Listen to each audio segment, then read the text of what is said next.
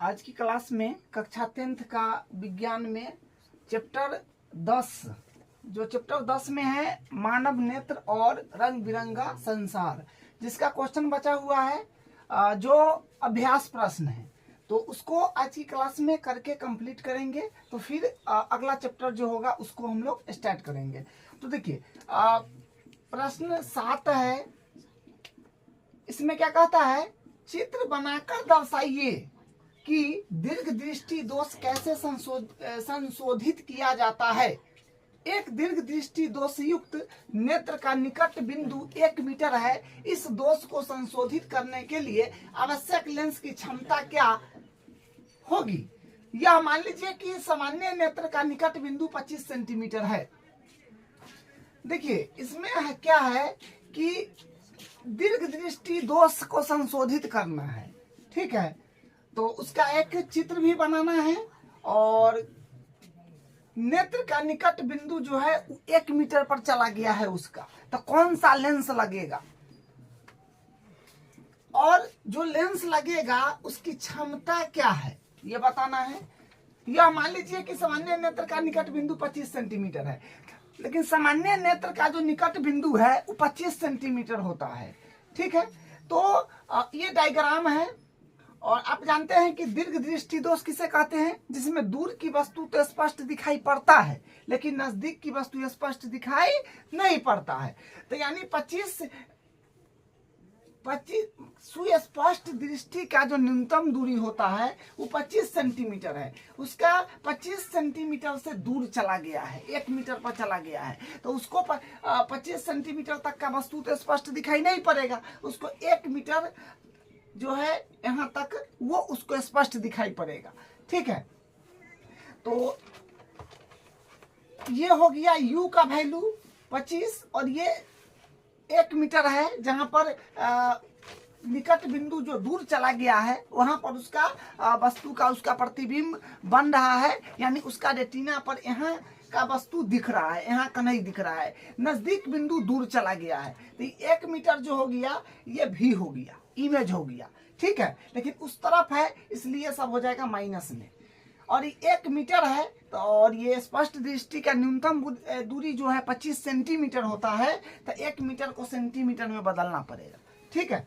तो यहाँ से u के वैल्यू है, v के वैल्यू है, फार्मूला लगा दीजिए। जो लेंस सूत्र होता है 1/f बराबर 1/v माइनस 1/u, बस ये फार्मूला है, ठीक है, फार्मूला है। और जो जो वैल्यू है यहाँ पर रख दीजिए, इसका वैल्यू है, इसका वैल्यू है, बस सिंपल कैलकुलेशन करते जाइएगा और f बराबर 1/3 आ जाएगा, ठीक है। लेकिन पूछा क्या है, पूछा है कि लेंस की क्षमता बताइए, क्षमता कितना है।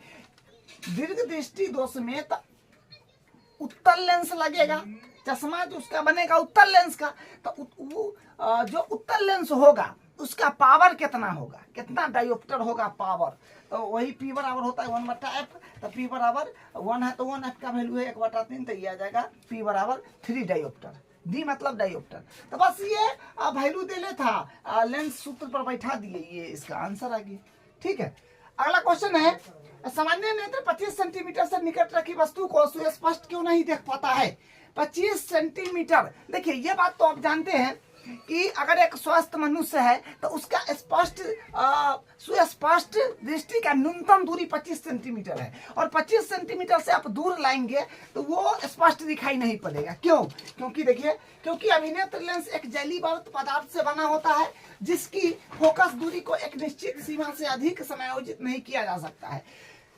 देखिए अभिनेत्र लेंस जो है एक जैलीवात पदार्थ से बना होता है, उसका फोकस दूरी एक लिमिट सीमा तक हम कम कर सकते हैं और एक लिमिट सीमा तक बढ़ा सकते हैं। ऐसा थोड़ी है जो इतना पानी जैसे थोड़ी मुलायम है एकदम पिचिक भी जाएगा, एकदम चौड़ा भी हो जाएगा, वो नहीं है। तो वही है कि हमारा आंख का जो लेंस है वो जैलीवात पदार्थ से बना हुआ है। जो स्पष्ट दृष्टि का न्यूनतम दूरी 25 सेंटीमीटर है, वो न्यूनतम दूरी 25 सेंटीमीटर तक स्पष्ट देख सकता है, क्योंकि उससे ज्यादा नजदीक का वस्तु नहीं देख पाता है। क्यों? क्योंकि उसका फोकस दूरी एक लिमिट सीमा तक ही कम होता है, ठीक है।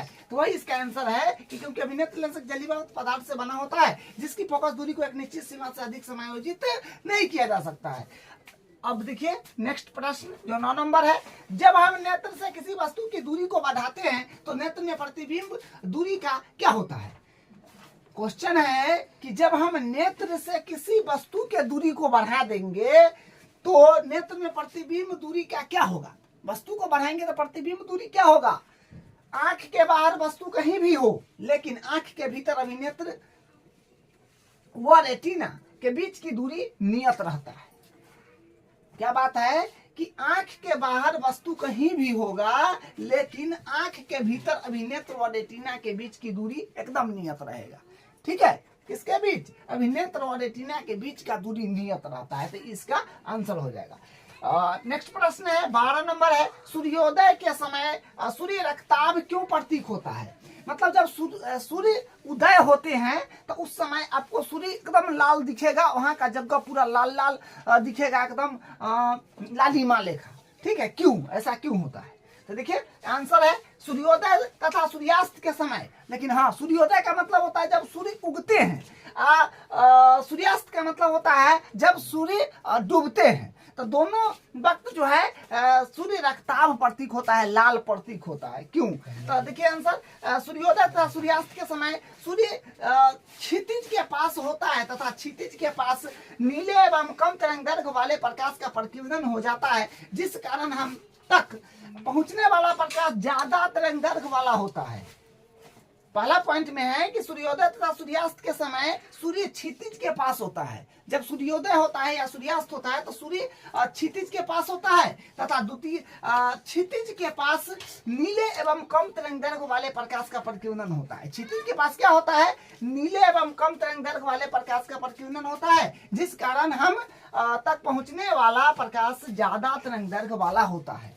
ठीक है, दूसरा पॉइंट है, इसका आंसर है दूसरा पॉइंट, दोपहर के समय जब सूर्य हमारे ऊपर होता है तो उसमें आने वाले प्रकाश को बहुत कम दूरी तय करनी पड़ती है तथा बहुत थोड़ा सा प्रकाश ही नीले रंग में प्रकिरनित हो जाता है, इसलिए सूर्य श्वेत ही दिखाई। दूसरा पॉइंट है कि दोपहर के समय जब सूर्य हमारे ऊपर होता है तो उसमें आने वाले प्रकाश को बहुत कम दूरी तय करनी पड़ती है तथा बहुत थोड़ा सा प्रकाश ही नीले रंग में प्रकिरनित हो जाता है, इसलिए सूर्य श्वेत दिखाई पड़ता है। ठीक है, तो ये 12 नंबर का आंसर है। अब देखिए नेक्स्ट प्रश्न है 13 नंबर है, किसी अंतरिक्ष यात्री को आकाश नीले की अपेक्षा काला क्यों प्रतीक होता है। कह रहा है कि किसी अंतरिक्ष यात्री को, जो अंतरिक्ष में यात्री करता है, आकाश नीले की अपेक्षा काला क्यों दिखाई पड़ता है। अंतरिक्ष यात्री को आकाश नीले की अपेक्षा काला दिखाई पड़ता है, क्यों। लेकिन हम लोग पृथ्वी पर से आकाश को देखते हैं तो नीला दिखाई पड़ता है। एक्चुअल में प्रकाश जो है काला है, ये प्रकीर्णन के कारण हम लोग को जो है पृथ्वी से आकाश नीला दिखाई पड़ता है, प्रकीर्णन के कारण। ठीक है, देखिए आंसर, वास्तव में आकाश का रंग काला है क्योंकि अंतरिक्ष में वायुमंडल नहीं है और सूर्य से आने वाली किरणों का प्रकीर्णन नहीं होता है, इसलिए अत्यधिक ऊंचाई पर अंतरिक्ष यात्रियों को आकाश काला दिखाई पड़ता है।